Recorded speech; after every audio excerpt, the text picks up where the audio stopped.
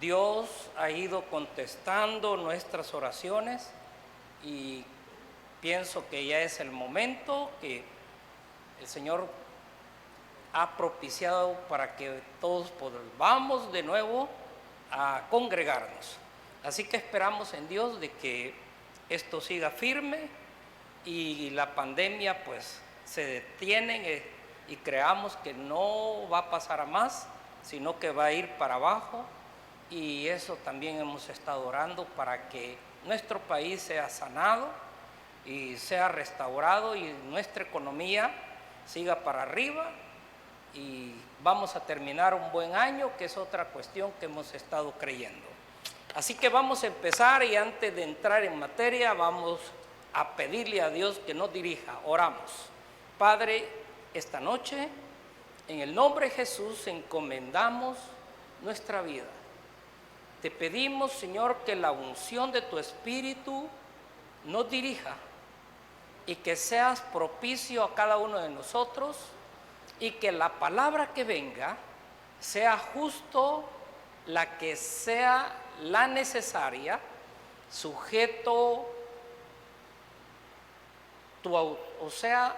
me sujeto a tu autoridad y a tu dirección por el Espíritu, para edificar y no salgan palabras pervertidas de nuestra boca. En Cristo Jesús declaramos que donde están sintonizados, la gracia y el favor tuyo está con ellos también y creemos por buenas cosas en el nombre de Jesús. Amén y amén. Bueno, entonces vamos a tener la exposición de la palabra con la que comenzamos ya. Empecemos en Josué capítulo 1, versículo 1 al 8. Vamos a tener la lectura. Después de la muerte de Moisés, siervo del Señor, el Señor habló a Josué, hijo de Nun y ayudante de Moisés, y le dijo: mi siervo Moisés ha muerto, por lo tanto, ha llegado el momento de que guíes a este pueblo, a los israelitas, a cruzar el río Jordán y a entrar en la tierra que les doy. Te prometo a ti lo mismo que le prometí a Moisés: donde quiera que pongan los pies los israelitas, estarán pisando la tierra que les he dado, desde el desierto del Negev al sur, hasta las montañas del Líbano al norte, desde el río Éufrates al oriente, hasta el mar Mediterráneo al occidente, incluida toda la tierra de los hititas. Nadie podrá hacerte frente mientras vivas, pues yo estaré contigo como estuve con Moisés. No te fallaré ni te abandonaré. Sé fuerte y valiente, porque tú serás quien guía a este pueblo para que tome posesión de toda la tierra que juré a sus antepasados que les daría. Sé fuerte y muy valiente. Ten cuidado de obedecer todas las instrucciones que Moisés te dio. No te desvíes de ellas, ni a la derecha ni a la izquierda. Entonces te irá bien en todo lo que hagas. Estudia constantemente este libro de instrucción. Medita en él de día y de noche para asegurarte de obedecer todo lo que allí está escrito. Solamente entonces prosperarás y te irá bien en todo lo que hagas. Amén. Bien, vamos a hablar esta noche acerca de los hijos de Dios tomando la tierra. Bueno, la idea de que la tierra sea tomada por el hombre ha sido siempre de Dios. Cuando Dios creó a Adán en la tierra, lo colocó y se la entregó. Y le dijo que se la daba en posesión para que la juzgara, para que la cuidara y que toda su creación en la tierra estaba bajo autoridad del hombre. Ahora, sucede que ese plan que Dios hizo, en el camino el hombre tuvo tropiezos y ese tropiezo hizo que el plan se fuera dilatando, pero el Señor siempre ha ido haciendo que su palabra se ponga por obra lo más pronto posible. Sucede que en este pasaje estamos viendo cuando Dios levanta a un líder. Llevó el Señor a Moisés en Egipto para liberar a Israel de la esclavitud que lo había sometido Faraón al pueblo de Israel en Egipto. Y sucede que el Señor empoderó a Moisés, pero en el camino el hombre va teniendo dificultades porque se cansa, porque se pone tedioso, porque se impacienta, y entonces Dios tuvo que cambiar al líder. Y bueno, dijo, ya Moisés ya se fatigó, entonces viene el tiempo del relevo.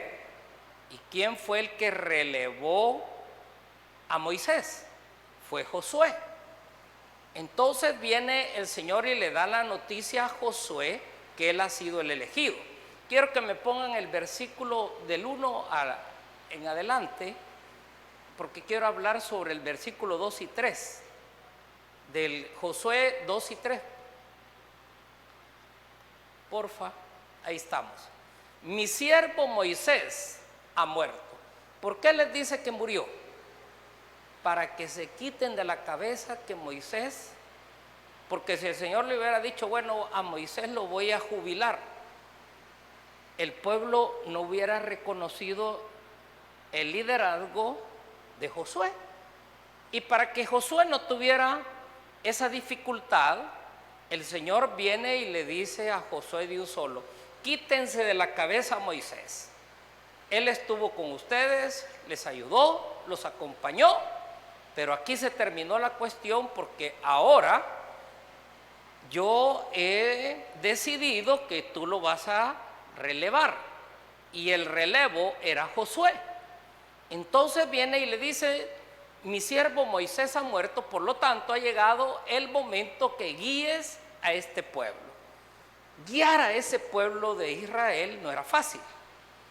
Sucede que Josué salió con ellos estando desde donde se encontraban en Gosén y salieron al desierto, pues ya Josué vivía en Egipto y había estado en Egipto, y sucede que él vio como el Señor envió las 10 plagas, cómo salieron liberados de la esclavitud y cómo la nube los acompañaba y la antorcha estaba también en la noche dándoles luz, y el Señor les suplía todas las necesidades a ellos, y el Señor trataba con Moisés. Y bueno, luego que trataba con Moisés, Moisés trasladaba todo lo que el Señor le daba a conocer al pueblo. Y de esa manera ellos iban dirigiendo lo que se llama ese recorrido de la esclavitud a la tierra que fluye leche y miel. Entonces Josué no fue elegido de casualidad. Josué era el asistente de Moisés. Entonces cuando Moisés se iba a orar al monte, se llevaba a Josué, lo dejaba en la llanura, en el valle, y subía a Moisés a orar a la presencia del Señor, y Josué lo esperaba 40 días y no se inquietaba porque sabía que Moisés estaba tratando con el Señor.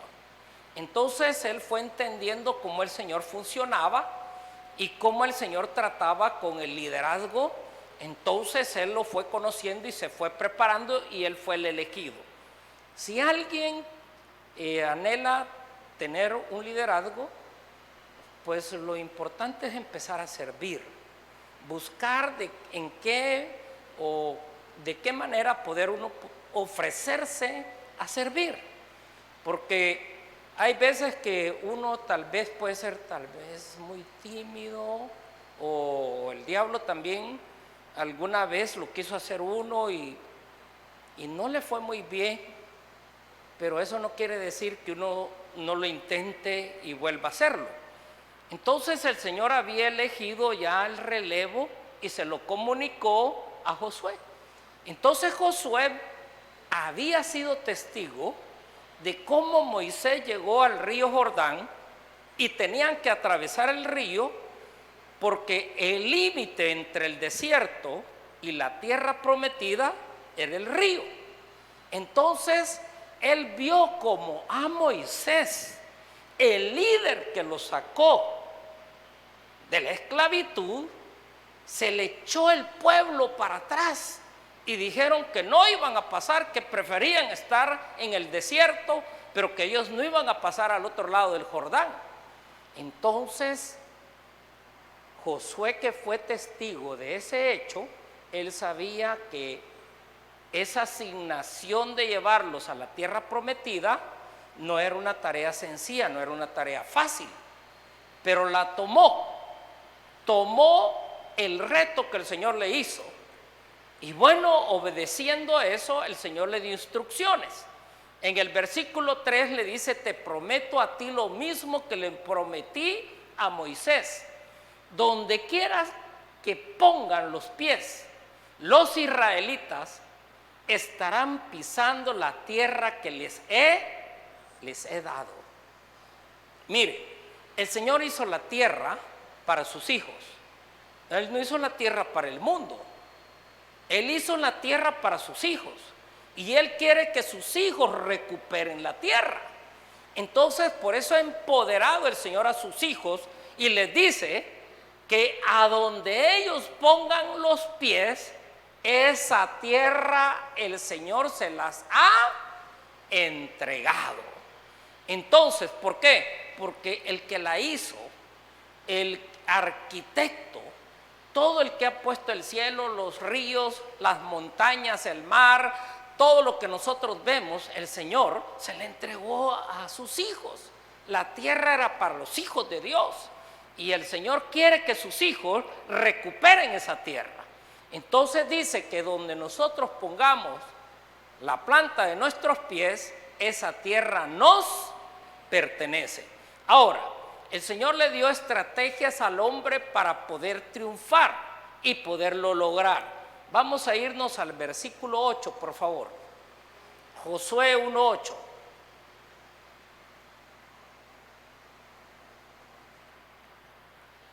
Y dice: estudia constantemente este libro de instrucción. O sea, se está refiriendo a la palabra de Dios.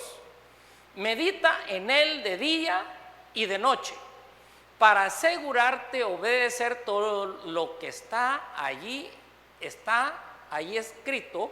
Solamente entonces prosperarás y te irá bien en todo lo que hagas.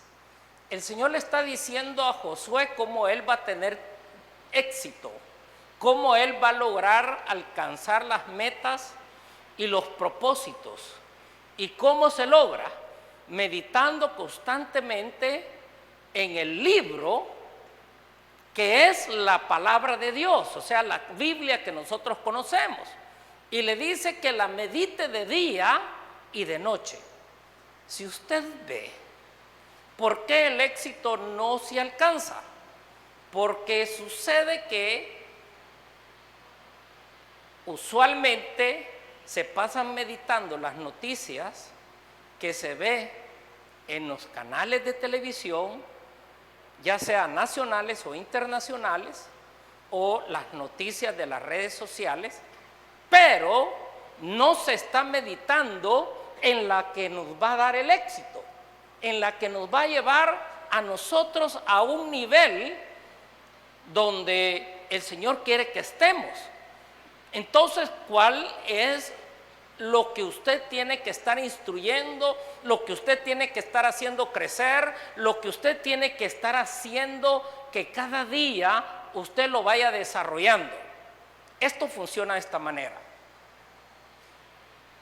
Una persona puede llegar a un gimnasio siendo muy delgadita, pero con trabajo y alimentación adecuada, él puede sacar músculo donde no se miraba músculo. Entonces la persona no se le veía el músculo, pero conforme empezó a ejercitar el cuerpo, el músculo que estaba en él, ¿qué pasó? Empezó a salir. Pero eso lleva trabajo, lleva constancia. Entonces el Señor a nosotros nos ha dado fe, pero para que esa fe se desarrolle, nosotros la tenemos que poner a ejercitar. Y conforme nosotros la ejercitamos, se va volviendo poderosa, de tal manera que la fe mueve montañas. Y si hay algo que al Señor lo impresiona, no son personas que lloran, no son personas que gritan y se quejan. A Dios le impresiona la fe. Si algo el Señor siempre lo detuvo, fue la fe. Cuando Jesús estaba platicando con Jairo, el sacerdote de ahí de Capernaum, que le estaba pidiendo un favor, que su hija estaba agonizando, y le dice: acompáñame a mi casa y yo sé que mi hija se va a salvar. Y bueno, Jesús accedió a ir a la casa de Jairo. Jairo era una persona importante. Si nosotros lo vemos por estatus, entre la mujer de flujo y Jairo, Jairo tenía más estatus. Pero como al Señor no le importa el estatus, no le importa los títulos y todo ese tipo de cosas, al Señor lo que le impresiona es la fe. Y sucede que, aunque Jesús estaba entre una multitud, a esa multitud el Señor la dejó porque un hombre de fe le llegó a pedir que fuera a su casa. Y Jesús iba a la casa de Jairo. Y cuando él iba en el camino, viene y se atraviesa otra mujer de fe. ¿Y qué hizo esa mujer de fe? Se lo quitó un rato a Jairo. Entonces vino esa mujer, arrebató su milagro, una mujer que tenía 12 años de estar padeciendo flujo de sangre. Entonces, ¿qué fue lo que hizo que el Señor se impresionara, el Señor se detuviera y el Señor dijera: yo no puedo posponer eso después de venir de la casa de Jairo, esto puede ser ya y puedo hacer lo otro también? Entonces el Señor, de él salió virtud. ¿Pero qué sacó la virtud? Porque esa mujer iba en el camino diciendo, ella había escuchado la palabra del Señor, y iba diciendo: yo sé que si toco el borde de su manto seré sana, yo sé que si toco el borde de su manto seré sana. Entonces, ¿qué pasa? Ella no solo lo iba diciendo, sino que ella se miraba sana. ¿Y qué sucede cuando ella logra el objetivo y toca el borde del manto del Señor? En ese instante la fuente de su sangre se secó. Y vino él y le dijo a la mujer, dijo: yo sé que alguien me ha tocado acá. Y bueno, usted sabe que los colaboradores muchas veces no están de buenas. Y le viene Jesús y les pregunta: bueno, ¿y quién me ha tocado? Y como siempre Pedro salió y le dice: Señor, y si esta multitud te aprieta y todavía vienes a preguntar quién te ha tocado. Pero él se refería a quién me ha tocado con esa fe, porque de tocarlo lo tocó un montón de gente, pero de fe solo una persona lo tocó. ¿Y qué pasó? Virtud salió de él, y al instante lo que había pasado por 12 años en 12 segundos se realizó. Y bueno, ¿qué hizo la mujer después que recibió el milagro? Dar testimonio. Empezó a testificar lo que el Señor había hecho con ella. Ahora, ¿qué es lo que hace el Señor cuando llama a Josué? Le dice: estudia constantemente este libro de instrucción, medita en él de día y de noche para asegurarte de obedecer todo lo que ahí está escrito. Solamente entonces prosperarás y te irá bien en todo lo que hagas. Vea, cuando me recuerdo que yo estaba estudiando en el Instituto Bíblico, estaba llevando ya como quinto año. Estaba eso más o menos en el año 94, más o menos. Entonces, yo escuché la palabra de fe y cuando estaba hablando el pastor dije, este hombre está hablando mi vida. Él estaba contando, pero lo mal que le había ido a él con la religión. Entonces, yo detecté que a mí me estaba yendo igual que a él le había ido de mal por la religión. Entonces, la religión es aquella que le dice a uno que tiene que pagar el precio. Entonces uno se mete aquello en la cabeza que uno tiene que pagar un precio. Pues le voy a decir a usted, ¿y usted por la salvación qué precio ha pagado? Si es gratis, es por gracia. El que pagó lo dejó pagado todo. Jesucristo pagó el precio. Entonces, pero en la religión a uno le dicen que tiene que pagar el precio. Y entonces viene uno y cae en la jugada de pagar el precio. Y sabe, el diablo le empieza a cobrar el precio a uno. Porque él se mete a meterle religión, le mete cargas, lo hace a uno legalista y anda uno comparándose con otros a ver quién sirve más, a ver quién lo hace mejor. Y bueno, uno cae en la vanidad y se pierde el camino. Pero al final, ¿qué era lo que yo estaba cosechando? Yo estaba cosechando solo fracasos. Yo solamente estaba teniendo decepciones. Me estaba yendo mal. Pero cuando uno es religioso, uno se vuelve masoquista, porque hasta el dolor lo disfruta. Realmente todas esas cosas a mí me sucedieron, yo las viví, y el pastor estaba contando que a él le había pasado todo eso, y cómo él había pasado también tiempos difíciles de escasez y de pobreza en el ministerio, pero encontró la palabra de fe y se dio cuenta de que él no era pobre, sino que era rico. Pero en medio de su pobreza, él empezó a llamar las cosas que no son como si fueran, y empezó a decir que era exitoso, comenzó a decir que él era rico, comenzó a hablar y a decir entonces que él era cabeza y que no era cola, y todas esas cosas empezaron a manifestarse. ¿Por qué? Empezó a leer la Biblia y a decir las cosas que la Biblia decía y no lo que le habían enseñado en el instituto. Y yo dije, bueno, yo no sé, dije en un momento, quién tiene la razón, si lo tienen allá donde yo voy a recibir la religión o este hombre que está enseñando acá, pero a mí me gusta más como este está que como están los otros que me están enseñando allá. Y entonces yo me decidí por lo que el pastor estaba enseñando. Entonces, empecé a trabajar como, mire, tiempo de meterse con el Señor, agarrar la Biblia, agarrar una palabra, conocer su significado, conocer el espíritu con que se dijo, luego meditar esa palabra. Hay pasajes, hay versículos, hay capítulos de la Biblia que uno se los va aprendiendo y se van quedando en el corazón y uno los anda meditando. Imagínense cuando uno lee de que el Señor convirtió el agua en vino. Entonces dice usted, ¿eso dónde se va a ver y cómo va a pasar? ¿Cómo es posible que la sombra de Pedro sanaba a los enfermos? Y uno comienza a ver esas cosas sobrenaturales y viene el Señor y le pone todavía un toque más, le pone un plus. Y dice, estas cosas que yo hago, ustedes también las van a hacer.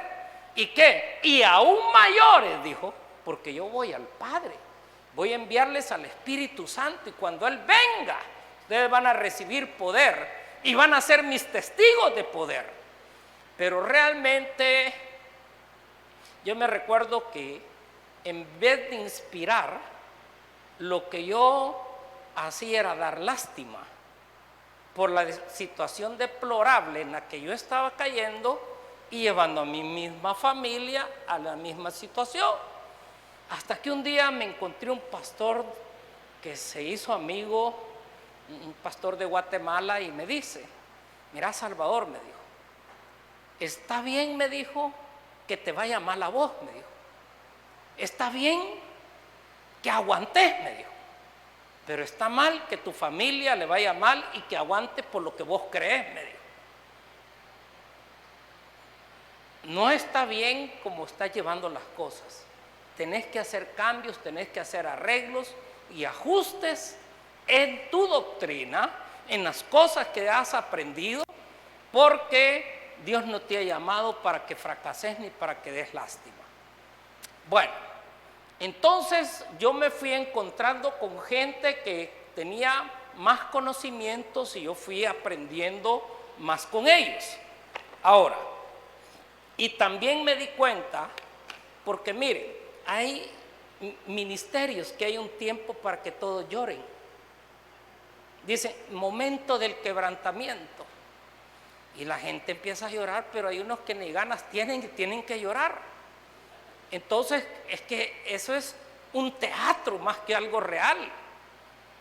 Y bueno, yo iba aprendiendo ya también a llorar. Iba aprendiendo a quejarme, a sufrir, a pagar el precio, estar en un proceso que nunca se termina. ¿Y vos en qué estás? En proceso. Y en proceso todo remangado, todo arrastrado, porque el diablo dice, no, si vos estás en el proceso, y uno, en el proceso. No, Jesús no se fue a sentar a la diestra del Padre sin haber terminado la obra. Jesús la dejó terminada. ¿Qué es lo que usted y yo tenemos que recibir? Revelación de Dios, una buena enseñanza, edificar nuestra fe, y esa es la que nos va a hacer que el Señor ponga la mirada de Él en nosotros y se fije en nosotros. Y bueno, ¿qué más les puedo decir? Vamos a ver en Juan, primera de Juan 5:4. Primera de Juan 5:4. Pues todo hijo de Dios vence a este mundo de maldad, y logramos esa victoria por medio de nuestra fe. Amén. Dice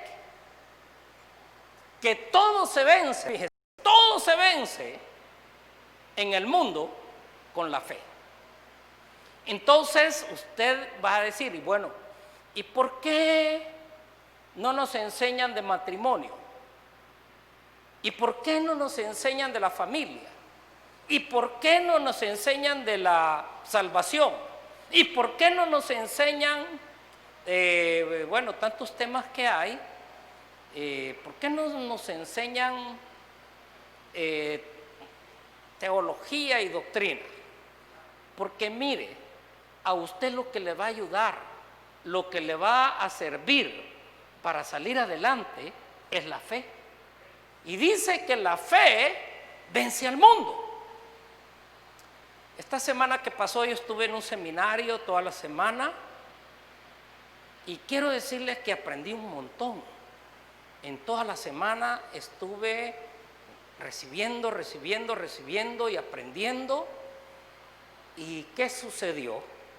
Que los pastores que nos estaban predicando nos estaban diciendo, en la pandemia nos ha ido mejor, en la pandemia hemos crecido, en la pandemia estamos solventes y estamos haciendo proyectos, estamos ayudando a otros ministerios en tiempos de la pandemia. Entonces yo escuchándolos y viendo todo lo que estaba pasando, y bueno, dicen ellos que es el todo para triunfar en la fe. ¿Y la fe de dónde viene? La fe viene del oír, y del oír ¿el qué? La palabra de Dios. ¿Y qué le dijo el Señor a Josué? Medita en la palabra de día y de noche. Pero nosotros, ¿qué es lo que hacemos? Andamos meditando en los compromisos, andamos meditando en todos los servicios que tenemos que pagar, o andamos meditando en las medidas que los gobiernos están tomando, y en lo menos que estamos meditando es en edificar nuestra fe. Entonces Dios no puede hacer mucho por nosotros, porque aunque Él tiene todo el programa, y como dicen, Dios tiene un plan para tu vida, pero la gente no va a encontrar ese plan si no medita en la palabra de Él de día y de noche, porque ahí es donde va a encontrar el plan. Ahí es como Dios lo va a usar, ahí es como usted se va a levantar, porque Dios tiene estrategias sobrenaturales. Y bueno, dice Juan, dice: pues todo hijo de Dios vence a este mundo de maldad, y logramos esa victoria por medio de nuestra fe. Ahora vamos a ver Génesis 13, 1 y 2. Aquí hay un personaje de los preferidos, mire. Entonces Abraham, ¿verdad? Entonces Abraham salió de Egipto junto con su esposa, con Lot y con todo lo que poseían, y viajó hacia el norte al Negev. Abraham era muy rico en ganado, plata y oro. Ok. Usted ve, Abraham era un hombre que vivía en ese entonces en el lugar de Ur. Le llaman los caldeos, o le llamamos los iraquíes. Pero en ese lugar estaba la gente más ilustrada de ese entonces, la gente con más estudios, la gente que tenía más preparación, estaban precisamente ahí. Ahí se aprendió mucho sobre las escrituras, se aprendía mucho sobre la astronomía, y tenían muchos adelantos, y Abraham era una de las personas más preparadas de esa zona. Pero él siempre tuvo un contacto con el Señor. Entonces vino Dios y lo buscó y le presentó un plan. Y Abraham aceptó el plan del Dios, porque él siempre creyó, aunque vivía en un lugar donde había mucha idolatría, él siempre creyó que había un Dios, que no era ninguno de todos esos que se idolatraban en esa región. Y vino Dios y trata con él. Entonces le dijo que lo iba a llevar a una tierra, a la tierra del Canaán, a la tierra de la leche y de la miel. Entonces Abraham sale para el Canaán, pero cuando llega a Canaán, miren qué fue lo que sucedió. Canaán llega a Jerusalén, y estando en esa región de Jerusalén había ¿qué? Hambruna. ¿Y qué le había dicho el Señor a Abraham? Que lo iba a llevar a una tierra, a la tierra prometida. ¿Y qué fue lo que se fue a encontrar Abraham? Un lugar de hambruna. Y dice ahí: entonces Abraham salió de Egipto junto con su esposa, con Lot y con todo lo que poseía. O sea, de Canaán, donde el Señor lo mandó a Abraham, él se fue para Egipto. Entonces, ¿por qué decimos que Abraham era un hombre de fe? El Señor lo manda a Canaán y se va para Egipto. ¿Por qué? Porque en Canaán había hambre, pero en Egipto él sabía que había bendición, que había prosperidad, había de todo tipo de bien. Entonces él se fue por lo que los sentidos le indicaban y no se dejó guiar por lo que Dios le estaba diciendo. Entonces va a decir usted: bueno, pero Abraham, ¿por qué se llama de fe? Es que a Abraham nadie le modeló, nadie fue su referente. Abraham trató con Dios, él fue haciendo, como se dice, en camino donde camino no hay. Entonces él no tenía una Biblia que consultar, él no tenía un mentor que le enseñara. Él oía el Espíritu y se dirigía por el Espíritu, pero también se dejaba de llevar por sus conocimientos. Y esos conocimientos lo llevaron a Egipto huyendo del hambre. ¿Y qué fue lo que le pasó en Egipto? Que Faraón se enamoró de su esposa y la quería. Dios tuvo que intervenir con faraón para librar a esa mujer, que el faraón no la fuera a tocar. Entonces, ahí es donde Abraham está saliendo de la metida de extremidades que había hecho de irse del Canaán a Egipto, y sale de regreso para el Canaán. Y dice, salió de Egipto junto con su esposa, con Lot y con lo que poseían, y viajó hacia el norte del Negev. Abraham era muy rico en ganado, plata y oro. Ahora vamos a ver en el capítulo anterior, me parece, ¿verdad?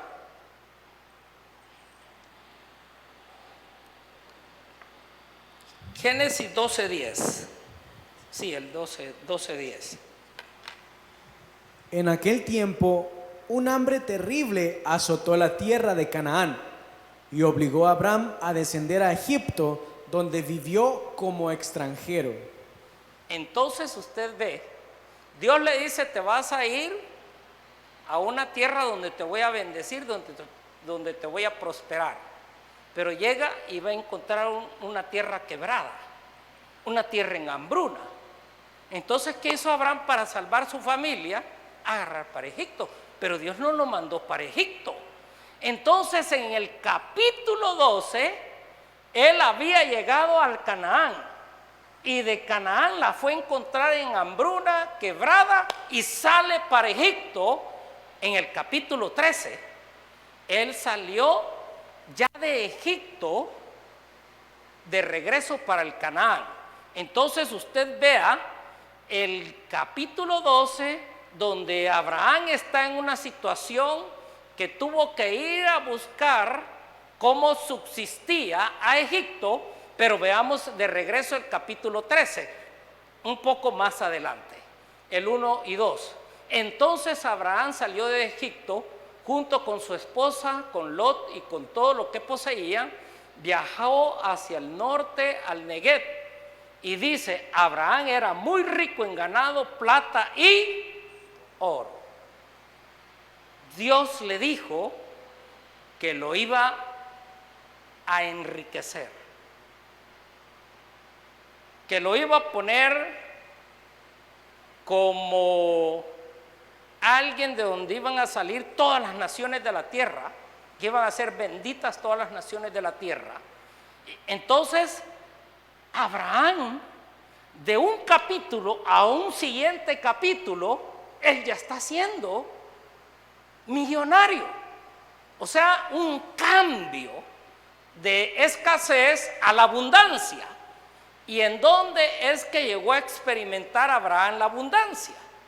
En el Canaán, donde el Señor le había dicho. ¿Qué es lo que yo le estoy hablando en este momento?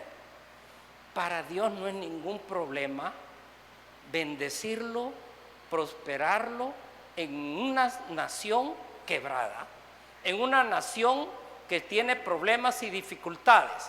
Pero Dios no trata igual con los hijos de Dios como el mundo trata con esas cosas. Dios tiene un plan distinto y un trato distinto para los que creen en Él. Entonces, Abraham estaba creciendo, se estaba enriqueciendo en un lugar donde había hambruna. Ahora, ¿qué era lo que trabajaba en Abraham? Que Abraham le creía a Dios, se dejaba dirigir por Dios, y por esa razón él había dejado su tierra. Vamos a ver Hebreos 11:6. De hecho, sin fe es imposible agradar a Dios.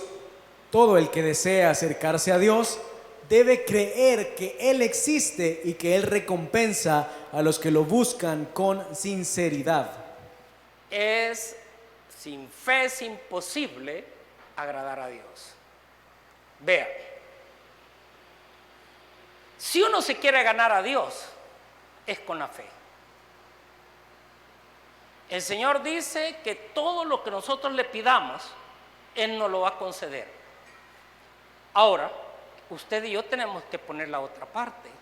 ¿Y cuál es la parte que a nosotros nos corresponde para recibir todo lo que Dios nos ha dado? Poner la fe. Entonces la fe no es Dios quien la pone, somos nosotros los que la ponemos.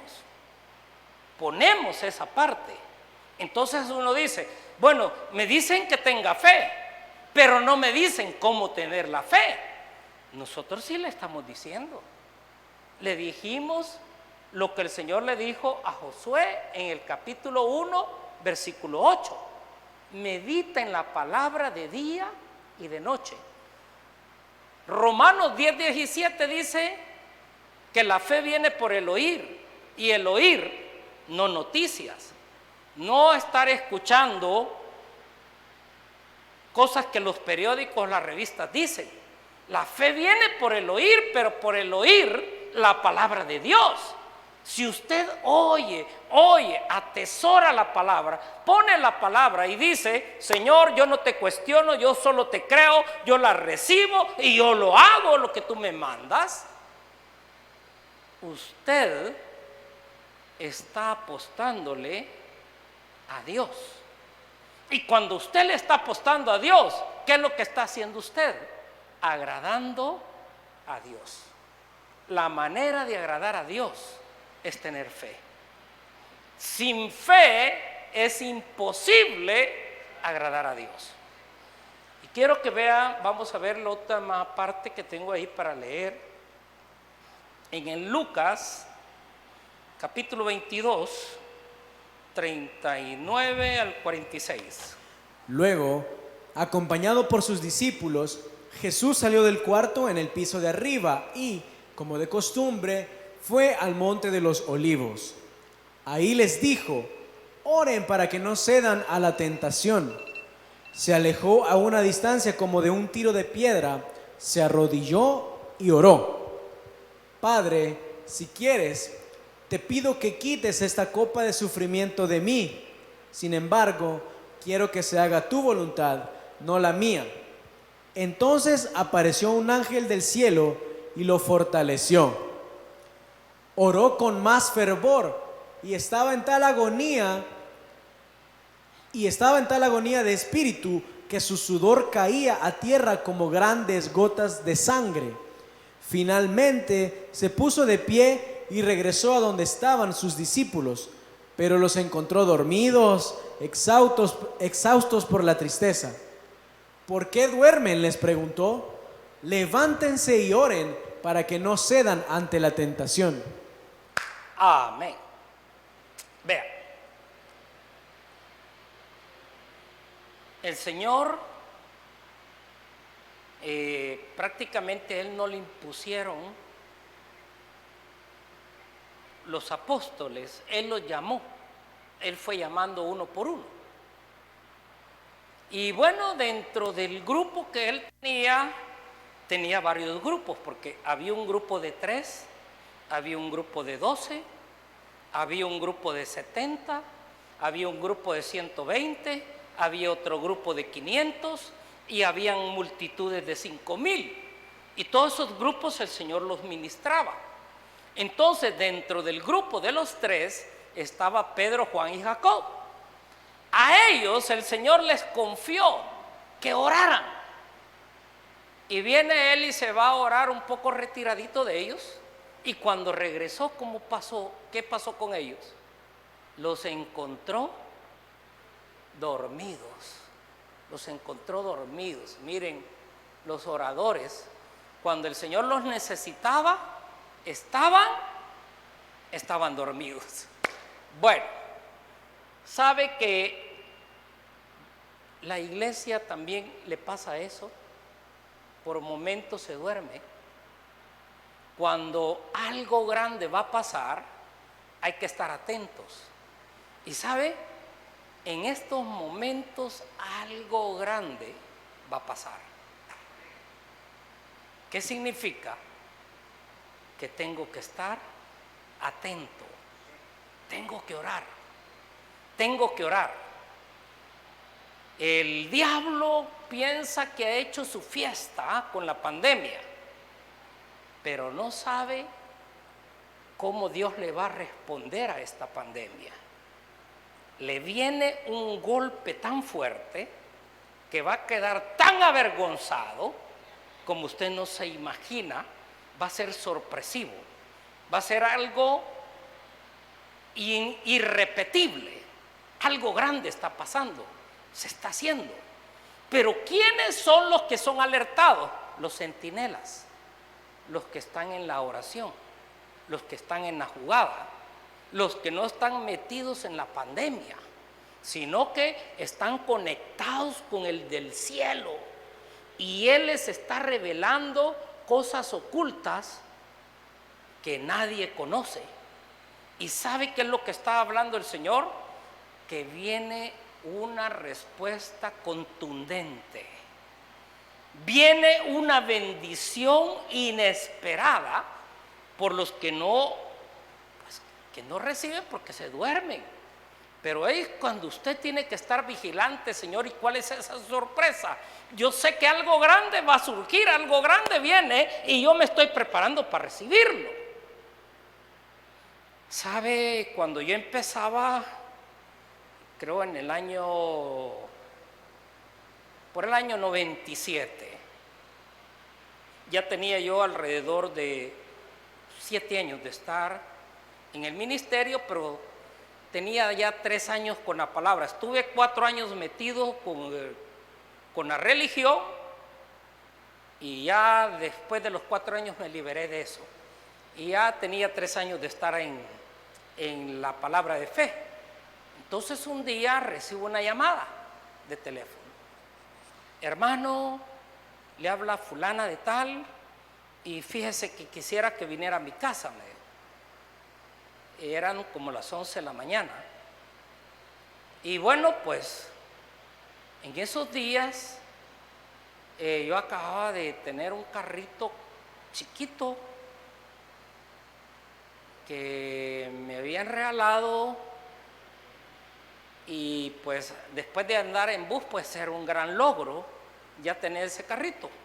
Y ese fue el carrito con el que empezamos. Era un Hyundai, era muy sencillo, pero nos sacó de apuros.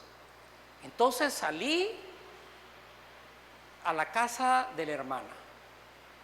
Cuando llegué me dice, hermano, me dijo, fíjese que le tengo algo. Me dijo. Ajá, le dije yo, aquí estamos, le dije. Y bueno, pues cuando llego me enseña que tenía una caja fuerte. Me dijo, fíjese que le quiero entregar esta caja fuerte. Ajá, le dije, tiene $500,000, me dijo, adentro, y esto es suyo, lléveselo, me dijo. Hermana, le dije, ¿está seguro? Sí, me dijo, es suyo, lléveselo. Bueno, en el baúl del carro metí la caja fuerte y llegué a la casa. Yo vivía en ese entonces por el hospital militar en la colonia Santa Teresa, y bueno, pues no había nadie en la casa. Bajé la caja fuerte, y ahora ¿qué hago con ella? Dije, si le cuento a los de la casa, van a empezar a hacer despilfarro, dije. Les va a entrar la tentación. Entonces encontré un lugar en el closet que yo tenía, la metí y le puse cosas ahí para que no se viera que la caja estaba ahí, le escondí. Bueno, eso fue un día martes. Un día viernes yo estaba en el patio de la casa cuando yo escuché una voz que me habló y me dice, Armando, sí, anda a regresar esa caja fuerte. Yo me quedé callado. Anda a regresar esa caja fuerte. Y en eso dije yo, Señor, si yo he estado orando por esto, yo necesito ese dinero, y ahora me estás diciendo que lo vaya a devolver. Anda a regresar esa caja fuerte. Bueno,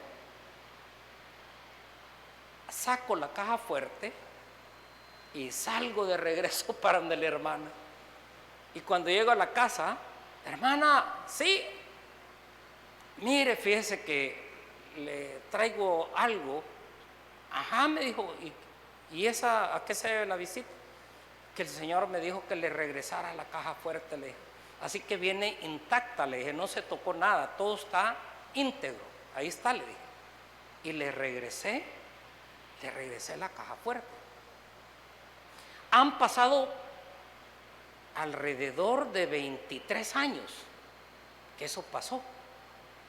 Y yo me quedé con la pregunta, ¿por qué yo tuve que ir a regresar esa caja fuerte? ¿Y por qué yo tuve que regresar? Y yo nunca encontré una respuesta. Esta semana yo tuve la respuesta. ¿Qué fue lo que pasó? El Señor le dije, ¿qué fue lo que pasó? Pues entonces, hasta la semana que pasó, me dijo, ella te lo dio para levantar su orgullo,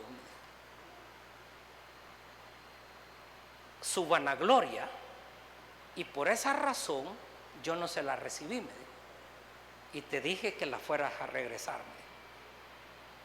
Y mire, 3 años después ella murió, y la situación de ella se volvió bien difícil y complicada, pero yo fui a regresar eso, porque yo he escuchado de gente que recibe, pero que después le toca irlo a entregar de regreso. No he oído testimonios así. Entonces, bueno, yo quizás dije, soy de los primeros, pero aquí viene la cuestión. Mire, usted no le tiene que poner amor al dinero. Usted tiene que tener una premisa que en su vida el número 1 es Dios. La voz suprema a la que usted se va a sujetar y va a hacer caso es la voz de Dios. Y si la palabra lo dice, esa es la ley suprema que usted y yo tenemos. ¿Qué es lo que el Señor le pide a usted para darle todo lo que usted necesita? Es fe. Nadie deberíamos de tener necesidad. Todos tendríamos que tener suplidas las necesidades, pero no es por falta de recursos que no tenemos las cosas. Recursos hay.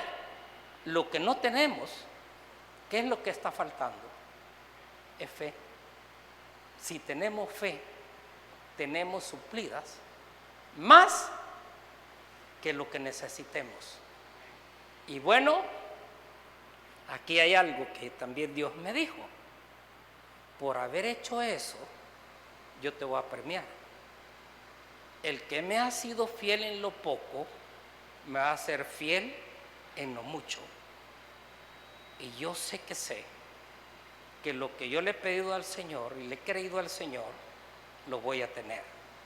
El Señor me ha confirmado que lo voy a tener. Yo un día les hablaba a ustedes de que iba a tener mi avión, y yo siento que está más cerca que nunca. Está más cerca. Y en tiempos de pandemia sí. ¿Y qué le importa a Dios la pandemia? ¿Por qué usted no puede tener, como dice el Señor, deleítate? ¿Deleítate en qué? Acuérdese en Josué 1:8. Medita en la palabra de Dios de día y de noche, para que todo lo que emprendas te salga bien y tengas éxito en tu vida. Josué 1:8. ¿Deleitarse en quién? En su palabra. Cuando usted se está deleitando en su palabra, ¿qué está haciendo? Aumentando y aumentando, ¿qué? Aumentando su fe. Y cuando usted tiene la fe, ya no hay nada que lo detenga. No hay nada que lo pueda parar. Y sabe, yo le invito que en lugar de que ande afligido, que ande yendo a pedir que le ayuden y le apoyen, medite la palabra, métase con Dios, medite con Dios, y va a ver cómo las ventanas de los cielos se abren y Dios derrama bendición hasta que sobre y abunde. Amén. Vamos a orar, le vamos a dar gracias a nuestro Dios. Padre, te doy gracias